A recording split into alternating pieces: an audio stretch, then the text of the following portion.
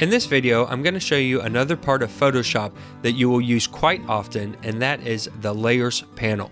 Now, one of the powerful things about Photoshop is its ability to work with layers, and you can think of layers as laying down different pieces of construction paper on top of one another. So let's say you had a blue piece of construction paper and you put it down on your desk. That would be the bottom layer. And then say you took a red piece of construction paper and you cut out the letter A and you laid that on top. That would be another layer. And depending on how you move those layers on top of each other is the same way that Photoshop works. So if you had a big piece of construction paper on the bottom and the letter A on top, you would see that blue background and then the red letter A. However, if you were to take that red A and put it underneath the construction paper, you wouldn't see the letter A because that layer would be covering it up. So let's just take a look at how that works. In the bottom right-hand corner, you'll see the Layers panel. And you can see that we have a layer selected that is automatically generated when we create a new document, and it's called background, and it shows an icon of what we're seeing, which is this white background. There's also a lock button here, which means this layer is currently locked down and a new background layer always gets locked so that you can't edit it or manipulate it on accident. Now let's say we do want to edit or change this background layer. Well, all we have to do is double click and it will open up the new layer options. Now we can give this a name, so we can call it layer 0, or we can just rename it background if we would like. There's some other options here, but we won't worry about these right now. Just go ahead and click the OK button. And now we've renamed that background. We could have called it something else and it would change the name. However, we just went and called it background again. And it's got rid of that lock sign. And now we can actually manipulate and edit this background. So for instance, I can pick the marquee selection tool and I can move that out. When I do, you can see we've removed the layer and whatever is underneath is transparency, which means there's not actually anything there. And we see that by this checkerboard pattern. So whenever you see checkerboard pattern, remember that's transparency. It's not actually anything. It's not a pattern is there. It actually means that there's nothing there. So we'll go ahead and we'll undo that. And we'll hit Control D to deselect that selection. Let's go ahead and fill this background layer in using the construction paper example that we talked about. So go to the top and hit Edit, and then go down to Fill. Click on that and change the contents to a color because we're actually going to give it a color. So select color and then pick a blue color. You do that by using this slider here to change colors, and then click out in the open area, and you can see as I move that around it changes our colors for us, and just pick maybe a darker blue color. So mine's right here, and if you move the slider again you can see that color changes, and the preview is this window where it says new. Once you get a dark blue color selected, hit OK, and then we're going to fill that in and hit OK again. And now it has filled in that background layer with the color blue. And you can see that in our preview option in the layers panel, it's also blue. Now we can go ahead and just double click on the name and rename this. So let's just call this layer blue. So now I've renamed that layer to blue, or we could double click on it and call it blue background. And let's add in another layer. Now there's a couple different ways that you can do that. You can go down to the options in the bottom and click the new layer icon. So when I click that, a new layer is added. It's called layer 1. There's nothing on it, so we don't see any changes. And it's got the checkerboard pattern on it. So if I hide the blue background with this eyeball right here, you can see the checkerboard pattern, and we have layer 1 selected. So anything we made would happen on this layer. So if we went and we grabbed our paintbrush, and let's go and pick just a regular paintbrush here, and then we're drawing on that layer. When I let go, you can see the preview update with the drawing that we made.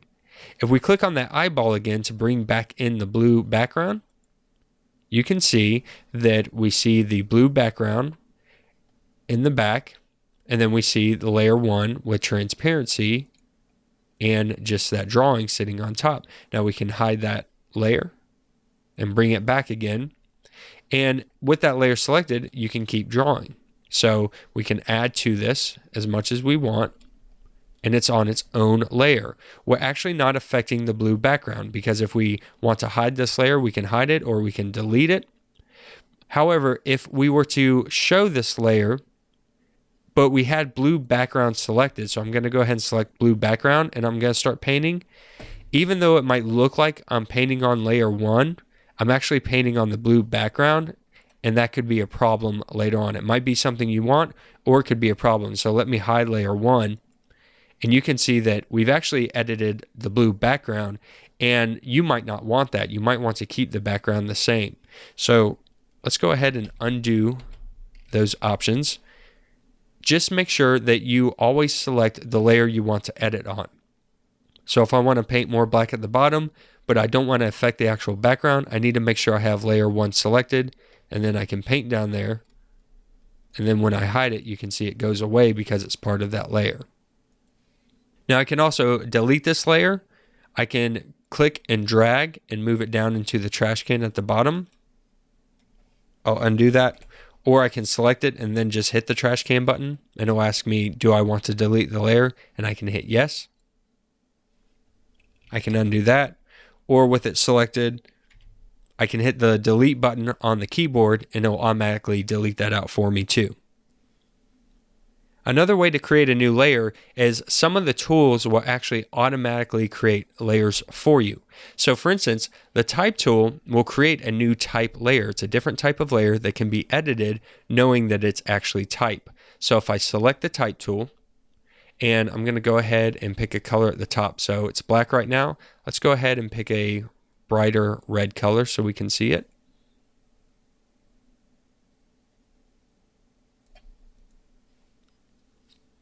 And then let's go ahead and make the point size a little bit larger because it's going to be hard to see. We'll do 48 point, and we can keep everything else the same.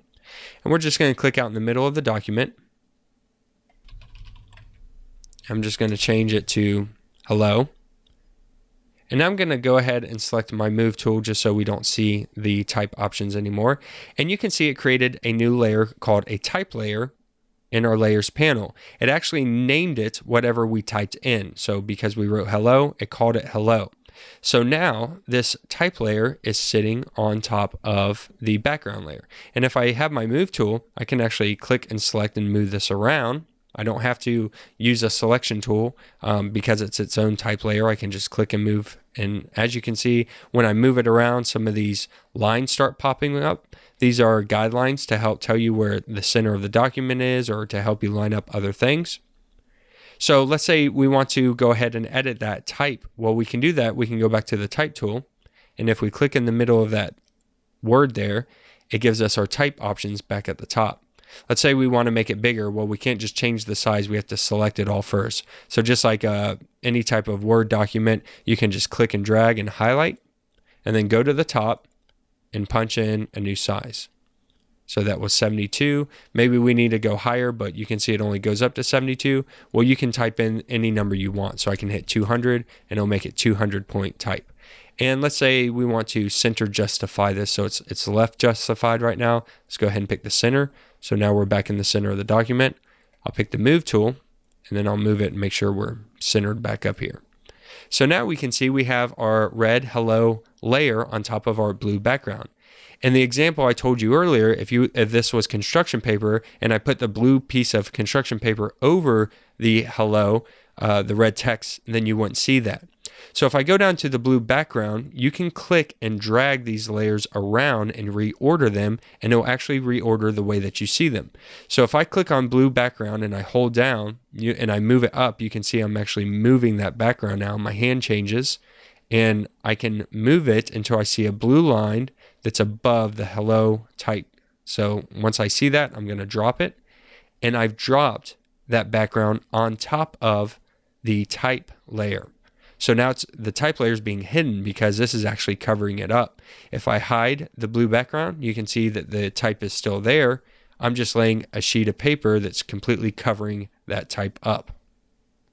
So for instance, I could do something like I could go to the eraser tool, and we have a circle erase. We know the type is somewhere right here. So if I erase that layer, you can see that I erased some of the blue background and revealed that type underneath. So if I hide the blue background, there's my type. If I bring it back, you can see what I erased. And if I hide the type layer, you can see just the blue background, as if I took scissors and say, cut this out. So I'm going to undo those. Let's get back to where we were. I'm just going to keep hitting Control Z or Command Z. So now let's go back to the type, and we'll grab that and we'll move that back on top. So now it's sitting on top. Let's add in another layer. You can add in a shape layer. So you have your selection marquee, your rectangular marquee selection tool at the top, but this rectangle down here is actually a shape. So this is the rectangle tool. You can see we have rounded rectangle, ellipse, polygon, line, and custom shape. Let's just pick, let's do a custom shape tool. We'll make it a little more interesting. Or let's do a polygon tool.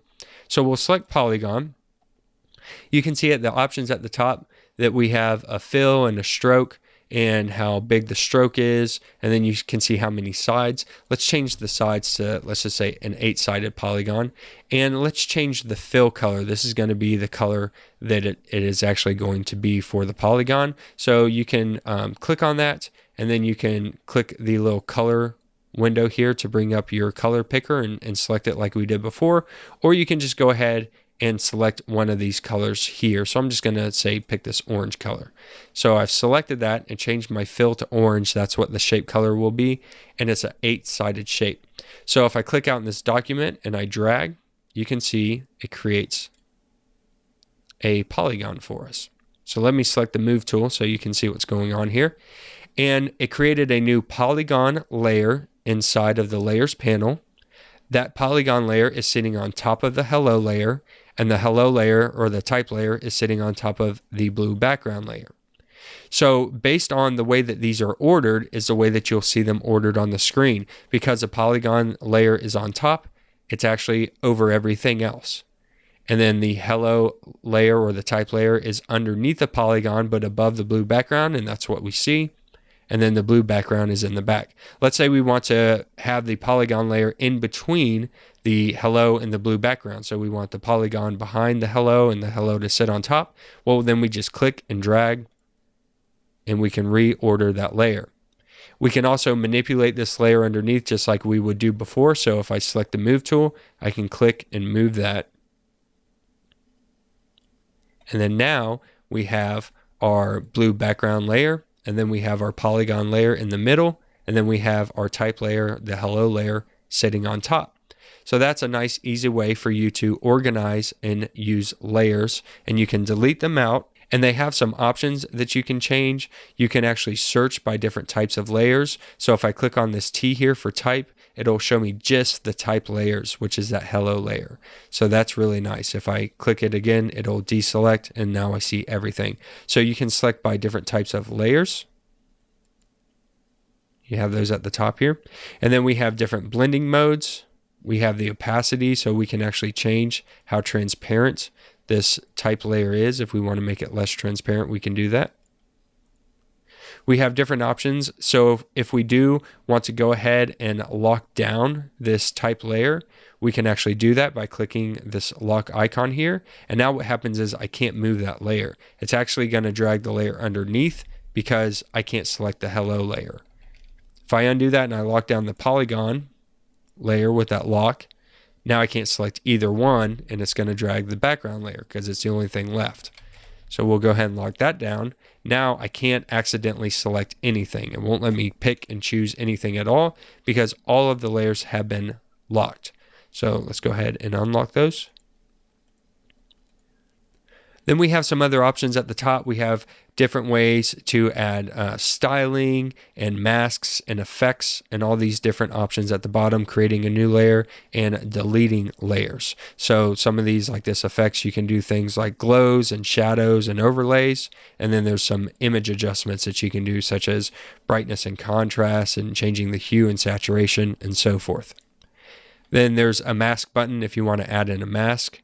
And then there's also a little folder here, and this is for creating a layer group. So if I click on that folder it's going to drop in this group icon here, and I can click and drag that wherever I want. Let's put it at the top. Now, right now, nothing is inside of it, so if I hide it or show it, you see nothing happen. However, if I click and hold down on a layer and I drag it into that, instead of going to the line above it, but I actually go into that group, you can see it highlights the whole box there, and I let go. It has actually placed that type layer inside of this group. So now I can collapse this folder. I don't have to see the type layer, but it's inside this folder. It's inside this group. If I hide the group, you can see that it goes away. So let me open that back up, and you can see it there. So when I hide this, it hides that type layer. So you can create groups of layers. Let's say we want the hello and the polygon to be together all the time. Whenever we manipulate them, they manipulate together. I can click and hold the polygon layer, drag that up into the group and let go.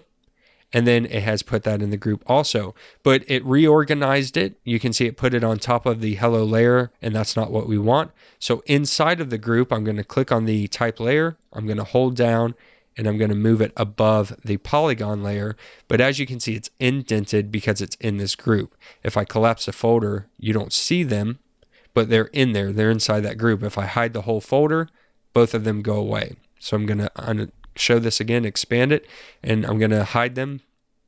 And then you can see they get hidden, and I can show it. If I want to hide individual ones, I can still do that also here. But now we've created a group. So this is really great because I can manipulate this group together. Let's say I want to make this smaller. I can go up to Edit, I can go to Transform, and I can go to Scale. And I'm going to scale this whole group. So I'm going to grab a corner and bring it down. And I want to do it from the center, so I'm going to hold Alt or Option, and it'll scale this to the center. So I can let go.